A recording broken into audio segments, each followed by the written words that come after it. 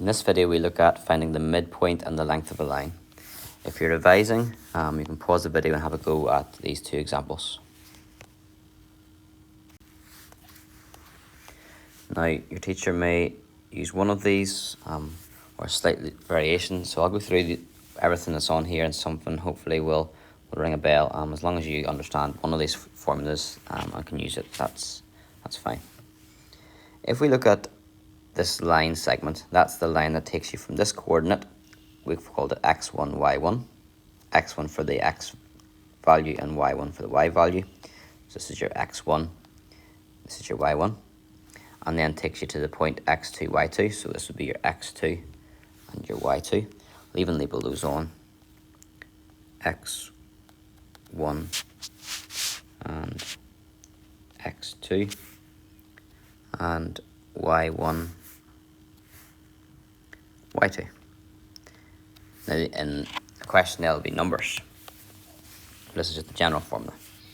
So if we've got a line from those two, from one point to the other, then the midpoint of that line can be found by getting the x values added together and halving them, and then getting the y values and adding them and halving them. So halfway between x1 and x2 is add x1 and x2 and half it, and you'll get in the middle. We've called that xm. And to get in the middle of the y1 and y2, we can add them together and half it. The midpoint of a line segment is a point that divides or splits the line segment into two equal parts or lengths. Another way to think of this formula is that you're just getting the average of the x values and the average of the y values. If I asked you to find the average of two values, you just add them together and divide it by 2. So you might have this formula in your notes. Before moving on to the distance formula, I'm going to try and do a question on that to show you. So we've got number 1 here. We've got to find the length and midpoint. We'll just focus on the midpoint at the minute of the line AB, where A is 1, 3 and B is 4, 7. I quite like to sketch this out to have an idea of what's going on. So 1 across and 3 up is my A, and then 4 across and 7 up is the B. A line segment's the line that joins that. Now you can see it's not a masterpiece, but it's just to give you an idea of what's happening. If we're to find the midpoint, we're getting the average of the x values and halving it to find out where the middle is there. And then we will add the y values and half them to find out where the middle is here. And then it comes together to give you the midpoint. So average x, or we're adding the x values, 5 you get from 4 plus 1, and then you divide that by 2. So that gives you 5 divided by 2, which is 2.5. And then the average of the y values, where you add y1 and y2, 7 plus 3 gives you 10. And then divide that by 2, gives you 5. That's how you work it. A harder question then, we'll move on to this one here, is the line segment CD has a midpoint 5, 6. Find D if C is 3, 1. So it's a bit of a reverse question here. So the midpoint's 5, 6, 5 along and 6 up. C is 3, 1, 3 across and 1 up. And this is the midpoint. And C is the start of the line. So that line would go to the midpoint, that would be halfway, and then it keeps going on to some point here that we don't know. I'm going to call that x1, maybe both x2 and y2. Because this is my x1, y1 here. This is my x2, y2 here. So normally what you would do, by the way, I'll show you 2 methods. The second one may be slightly easier, but I want you to understand the first one and be able to use it. It will be useful. What you would normally do is you'd add your x values, your 3 plus your x2, and you would half it. And that would get you the midpoint. But we know the midpoint is, the x value of the midpoint is 5. So when we get the 3 and the x2, add them and half it, we should get 5. Which means before we half them, we would get 10. Or think of that as multiplying both sides by 2. If you take 3 from both sides, you'll be left with x2 equals 10 take away 3, which is 7. And it makes sense if this is 7, because if you go from 3 to 5, and that's halfway, which is a distance of 2, you'd need to go another 2 to get the full way across to the end of the line segment. So 2 and another 2 gives you 7. So it's a nice little check, that method. Same with the y's then.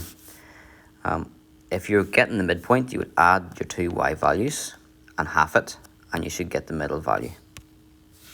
So if we get the 1 and the y2, add them and half it, we should get the midpoint, which is 6. So before we half it, we would have got 12. Or think of multiplying both sides by 2, you'd have 1 plus y2 equals 6 times 2, which is 12. Take 1 off both sides, and you get y2 equals 12 minus 1, which is 11. Now, does that make sense? Well, if the y value starts off at 1, the line starts at 1, the middle is by 6, that's a distance of 5. It would have to go another 5 above to get to the end of the line. 6 plus 5 is 11. So that's it. So find D. Our final answer would be that D is the x value 7 and the y value 11. Okay, that's the midpoint. Distance formula, also called the length of a line. I'll go through this sentence first.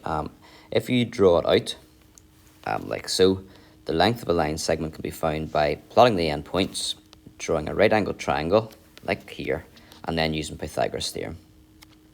So that's your general technique, but if you do consider Pythagoras' theorem, you can actually create a formula, which is here if we put everything in terms of algebra, which I'll talk through.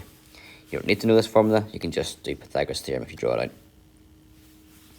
So if we call this point x1, y1, like for the midpoint, and x2, y2, that's your line segment. We could draw a right angled triangle, and then we want to work out the length of this line. It's the hypotenuse on the triangle, so the square of the hypotenuse would be equal to the sum of the squares on the shorter two sides. So we want to square and add these two sides here. The length of this side would be x2 minus x1. The length of this side would be y2 minus y1, get you those distances. So if you square those two and add them, you would get the hypotenuse squared. And then to get the hypotenuse on its own, you'd have to square root it. And so they've called the hypotenuse d for the distance of that line, and it would be the square root of this side squared, x2 minus x1 squared, plus this side squared, y2 minus y1 squared. And note, the distance formula always produces a positive result because the difference is squared. Nothing to worry about there, really. Okay. Number 1 again. We're going to now focus on the length of a line. So I've already drawn that out. So I can then draw my right angled triangle. And I can see the length of this line here. x2 minus x1, that length is 3. y2 minus y1, that length is 4. And then I'm going to call this d for distance. I'll do this question twice over, once without the formula, once with the formula. Without the formula, we can see we've got a right angled triangle, and Pythagoras' theorem says the square and the hypotenuse, d squared, is equal to the sum of the squares of the shorter two sides. Then we can square those numbers. So 3 squared is 9, 4 squared is 16. So d squared is 25. So to work out the length of that line, you would square root the 25 and you would get 5. If you're using the formula, just very quickly,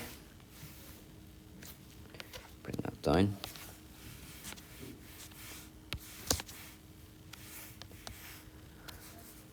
Our x2 and x1 are these numbers here. So we could rewrite this formula. D is the square root of 4 minus 1 squared plus, and then y2 minus y1, y2 minus y1, 7 minus 3. Now you can put that all on your calculator or work it out. That's 3 squared plus 4 squared.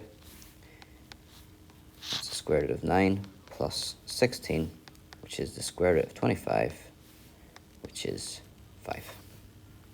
So those are the two methods, but make sure to, I think drawing it out, it makes it easy to see. It makes it easy to see as well your x1, x2, y1, y2.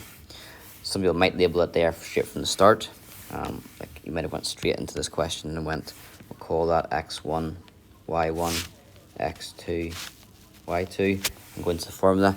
That's okay if you know what you're doing, but if you don't know what you're doing, I would recommend just drawing it out.